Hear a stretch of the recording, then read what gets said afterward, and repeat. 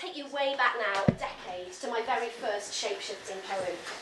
And it came about as a result of a journey that I was taking in the Arctic. I was really lucky, I had a writing fellowship, and I was travelling through Iceland, Greenland and Newfoundland in the footsteps of an intrepid 11th century female Viking called Gudrydjur Thjolbjarnadottir, which is quite a mouthful. She's generally known as the rather easier anglicised version of her name, which is Gudrid. And as I was travelling in the Arctic, I was obviously becoming very aware of the landscape, the environment, and all the wildlife in the Arctic. And when I came back to Wales after my 3 months of journeying, I started to read lots and lots of other stories and tales, not only from the Arctic, but from the Antarctic as well, so explorers who'd gone to the Antarctic.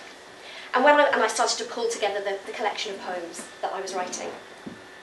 And when I was deep into this research, I started to have a very, very bizarre series of dreams. It was a recurrent dream over a period of about 2 months. And in that period, I had it about 10 times, I think. Very bizarre. I dreamt that I was actually transforming into an Antarctican creature, an iconic Antarctican creature. Any ideas what it could be? Penguin, emperor penguin. Absolutely. And it was a really visceral dream. I could actually feel the feathers coming through my skin. It was a bit alarming, of course, quite bizarre, but I thought, well, okay, maybe I'll get a poem out of it. Let's go with it. So this is my very first Metamorphosis poem. To begin with, nothing drastic. The odd cold bath, aircon on max, the utter absence of shivers. Then the skin tingles, each pore forcing the shaft of a feather forth, like a lid with a push-through straw. I go right off garlic, crisps, samosas, bright red curtains, Gauguin prints. If I must stay indoors, I want plain white tiles, a single chilled porcelain sink.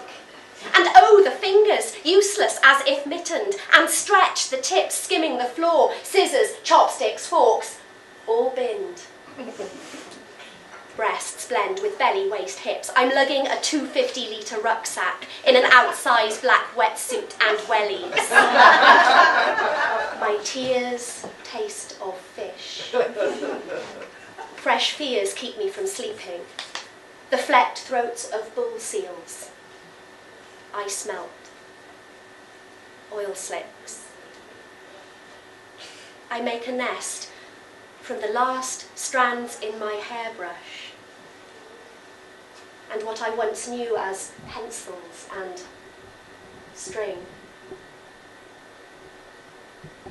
Soon I must force this hard, new truth between my legs